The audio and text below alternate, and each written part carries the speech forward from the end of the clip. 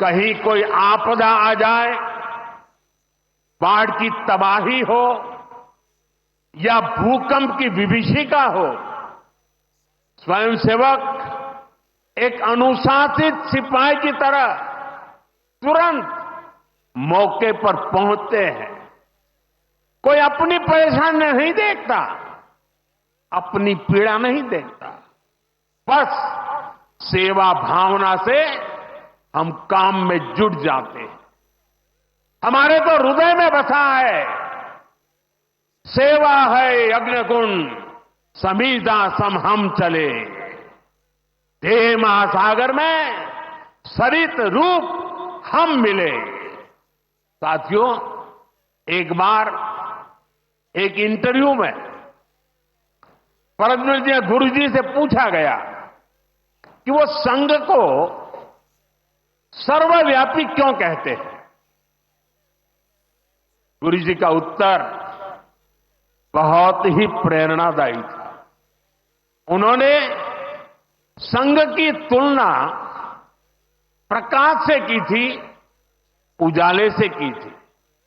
उन्होंने कहा कि प्रकाश सर्वव्यापी होता है, वो खुद ही अकेले सारे कार्य भले न करे, लेकिन अंधेरे को दूर करके वो दूसरों को कार्य करने का रास्ता दिखा देता है।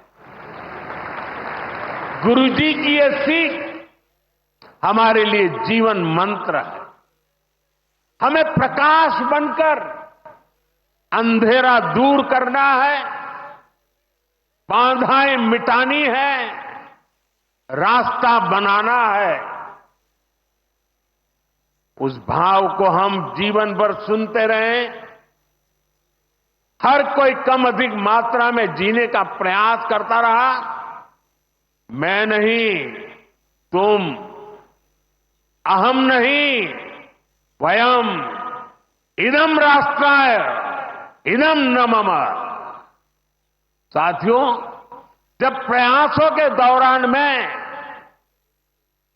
जब मैं नहीं,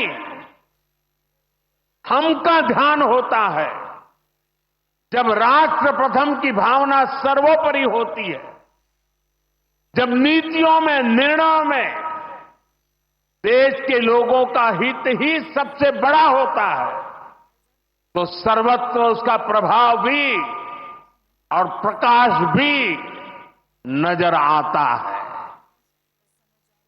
विकसित भारत के लिए सबसे जरूरी है कि हम उन बेड़ियों को तोड़े जिनमें देश उलझा हुआ था।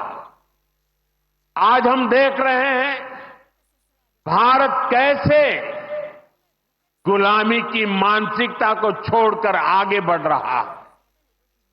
गुलामी की निशानियों को जिस हीन भावना में 70 वर्षों से डोया जा रहा था, उनकी जगह अब राष्ट्रीय गौरव के नए अध्याय लिखे जा रहे हैं। वो अंग्रेजी कानून जिन्हें भारत के लोगों को नीचा दिखाने के लिए बनाया गया था, देश ने उन्हें बदल दिया है। गुलामी की सोच से बनी दंड संहिता की जगह अब भारतीय न्याय संहिता लागू हुई है। हमारे लोकतंत्र के प्रांगण में अब राजपथ नहीं, कर्तव्य पथ है। हमारी नौसेना के ध्वज में भी गुलामी का चिन्ह छपा हुआ था, उसकी जगह अब नौसेना के ध्वज पर छत्रपति शिवाजी महाराज का प्रतीक लहरा रहा है। अंडमान के द्वीप जहां वीर सावरकर ने राष्ट्र के लिए यातनाएं सही, जहां नेताजी सुभाष बाबू ने आजादी का बिगुल फूंका, उन द्वीपों के नाम भी अब आजादी के नायकों की याद में रखे गए हैं। साथियों, वसुधैव कुटुंबकम का हमारा मंत्र आज विश्व के कोने कोने में पहुंच रहा है और दुनिया इसे हमारे कार्यों में भी देख रही है, महसूस कर रही है। जब कोविड जैसी महामारी आती है तो भारत विश्व को परिवार मानकर वैक्सीन उपलब्ध करवाता है। दुनिया में कहीं भी प्राकृतिक आपदा हो, भारत पूरे मनोयोग से सेवा के लिए खड़ा होता है। अभी आपने कल ही देखा है, म्यांमार में इतना बड़ा भूकंप आया है। भारत ऑपरेशन ब्रह्मा के तहत वहां के लोगों की मदद के लिए सबसे पहले पहुंच गया है।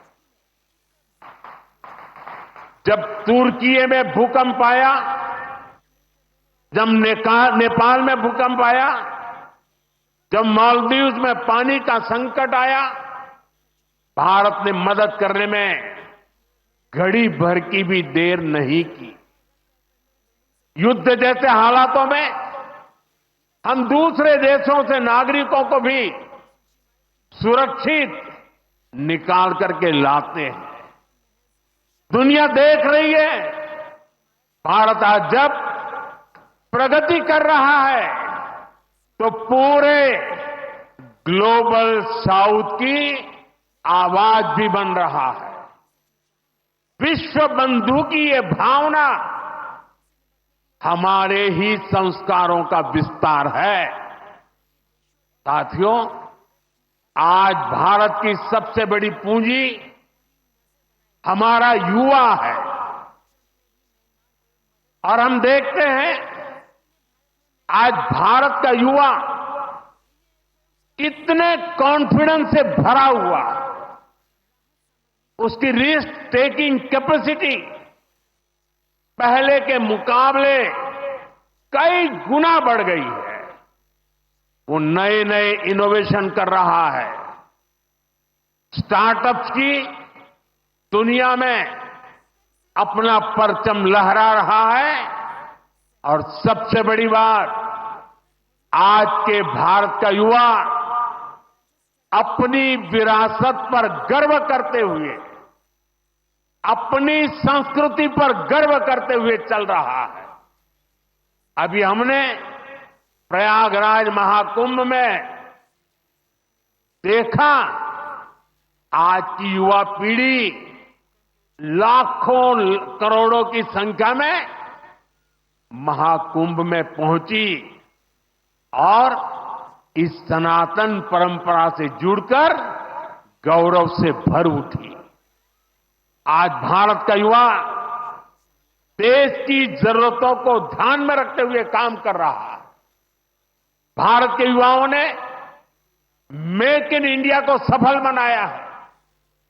भारत का युवा लोकल के लिए वोकल हुआ है, एक जज्बा बना है। हमें देश के लिए जीना है, देश के लिए कुछ करना है। खेल के मैदान से लेकर अंतरिक्ष की ऊंचाई तक राष्ट्र निर्माण की भावना से ओतप्रोत हमारे युवा आगे बढ़ रहे हैं, आगे चलते ही जा रहे हैं। यही युवा 2047 के जब आजादी के 100 साल होंगे, विकसित भारत के लक्ष्य की ध्वजा थामे हुए है। और मुझे विश्वास है, संगठन, समर्पण और सेवा की ये त्रिवेणी विकसित भारत की यात्रा को निरंतर ऊर्जा देती रहेगी, दिशा देती रहेगी। संघ का इतने वर्षों का परिश्रम फलीभूत हो रहा है। संघ की इतने वर्षों की तपस्या विकसित भारत का एक नया अध्याय लिख रही है। साथियों, जब संघ की स्थापना हुई तब भारत की हालत भी अलग थी और हालात भी अलग था।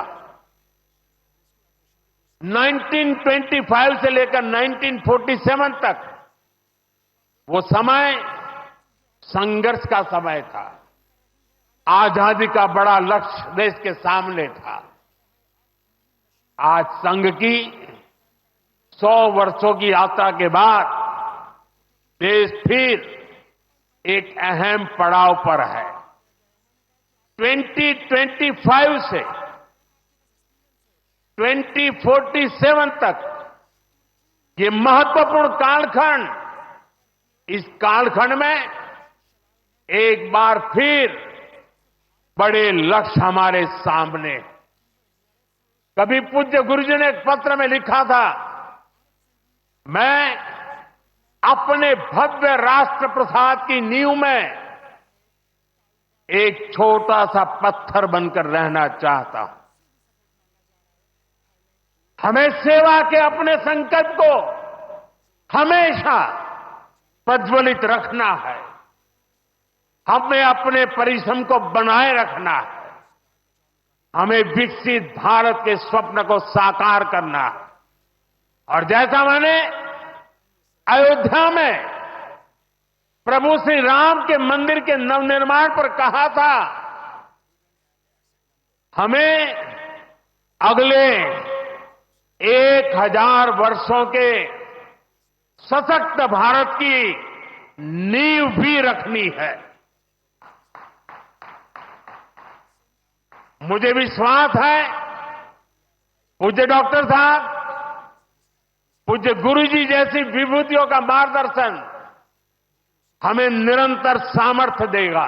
न्यूज नेशन अब व्हाट्सएप पर खबरों के ताजा अपडेट के लिए न्यूज नेशन के इस QR कोड को स्कैन करें।